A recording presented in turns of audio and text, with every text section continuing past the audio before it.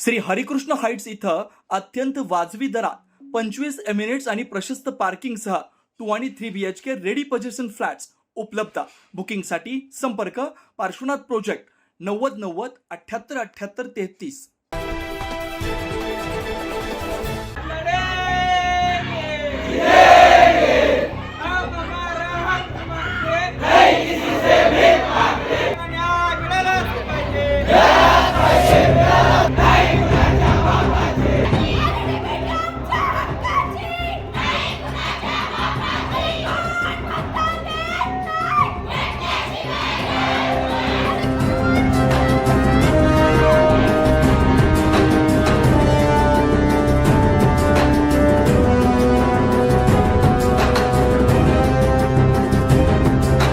नाशिकच्या आदिवासी विकास भवनाबाहेर आदिवासी विद्यार्थ्यांचं आंदोलन सुरू आहे. डीबीटी आणि दीनदयाळ योजनेचे पैसे न मिळाल्यानं आदिवासी विद्यार्थ्यांनी थेट आयुक्तांच्या कार्यालयाबाहेरच आंदोलन केल्याचं पाहायला मिळत आहे.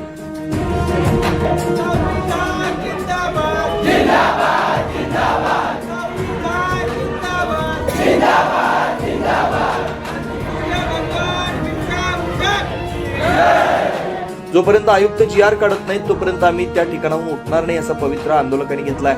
यावेळी विद्यार्थ्यांनी या सरकारचं करायचं काय, खाली डोकं वर पाय, डीबीटी आमच्या हक्काची नाही कोणाच्या बापाची अशी जोरदार घोषणाबाजी केली. गेल्या 3 तासांपासून हे आंदोलन सुरू असल्यानं आयुक्त देखील आपल्या कार्यालयामध्ये बसून आहेत. एक प्रकारे विद्यार्थ्यांनी आदिवासी आयुक्तांना घेराव घातला. याबाबत अधिक माहिती अखिल भारतीय आदिवासी विकास परिषदेचे राष्ट्रीय युवा अध्यक्ष लकी जाधव यांनी दिली. आदिवासी विद्यार्थ्यांच्या शिक्षणासाठी पंडित दीनदयाळ नावाची जी योजना चालू केलेली शहराच्या ठिकाणी शिक्षण घेत असलेला जो विद्यार्थी आहे त्याची राहण्याची जेवणाची व्यवस्था व्हावी म्हणून ही योजना चालू केलेली आहे. परंतु जी 40,000 विद्यार्थी लाभ घेतात त्याच्यापेक्षाही विद्यार्थी संख्या वर्षानुवर्ष वाढत असते. आम्ही निवेदन दिले, मिटिंगा भरपूर घेतल्या, परंतु वर्ष झालं आज मार्च एंडिंग आली तरी ती 40,000 वयाची अट रद्द झाली नाही. आणि त्यासोबत आज 30-40,000 विद्यार्थी त्या योजनेपासून वंचित आहे. आज त्या पोरांना वर्षभर खूप संकटांना सामोरे जावं लागतं. अक्षरशः राहण्याची जेवणाची व्यवस्था नसल्यामुळं ते घरी असतात आणि परीक्षेचा कालावधी असल्यावरती शहरात ठिकाणी येतात, बस स्टँडवरती झोपतात आणि पेपरला जातात. ही परिस्थिती आहे. त्याचसोबत जी वयाची अट आहे 30 वयाची ती अट रद्द करण्यात यावी. त्याचसोबत 40,000 विद्यार्थी लाभ घेतात, ही अट रद्द करून सरसकट सगळ्या विद्यार्थ्यांना लाभ मिळावा.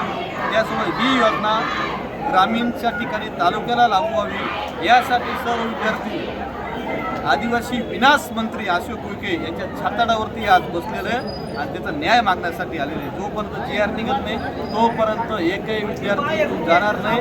उद्या राज्यभर जेवढे प्रकल्प कार्यालय ATC कार्यालय तिथे सगळे विद्यार्थी जाऊन तिथं न्याय मागतील.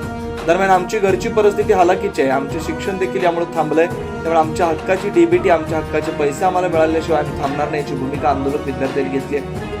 झालेले आहे, आमच्या डीबीटी पडत नाही. आम्हाला आज रस्त्यावर भीक मागायची वेळ आली आहे. हा सरकार करतो काय?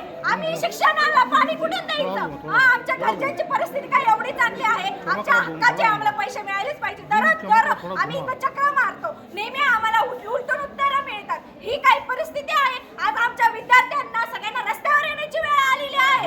आज कामं करायची वेळ आलेली आहे. आमच्या मागण्या पूर्ण करा, नाहीतर आम्ही इथून हटणारच नाही. आमची डीबीटी आम्हाला मिळालीच पाहिजे. आमचा हक्क आहे. आज तुम्ही आम्हाला मंजूर केलीच पाहिजे. आज एवढ्या विद्यार्थ्यांना प्रत्येकाची परिस्थिती सारखी नसते. आज आम्ही किती वर्ष झाले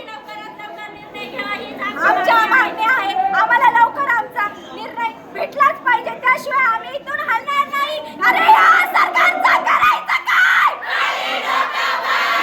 डीबीटी आमच्या हक्काची. गेल्या 3 तासापासून नाशिकच्या आदिवासी विकास भवनाबाहेर आंदोलन सुरू आहे. आयुक्त देखील आपल्या कार्यालयामध्ये बसून आहेत. त्यामुळे आता या विद्यार्थ्यांना आयुक्त काय न्याय देणारे बघणं महत्त्वाचं असणार आहे. 9 न्यूज महाराष्ट्रासाठी प्रतिनिधी इसाक कुरेशी, नाशिक.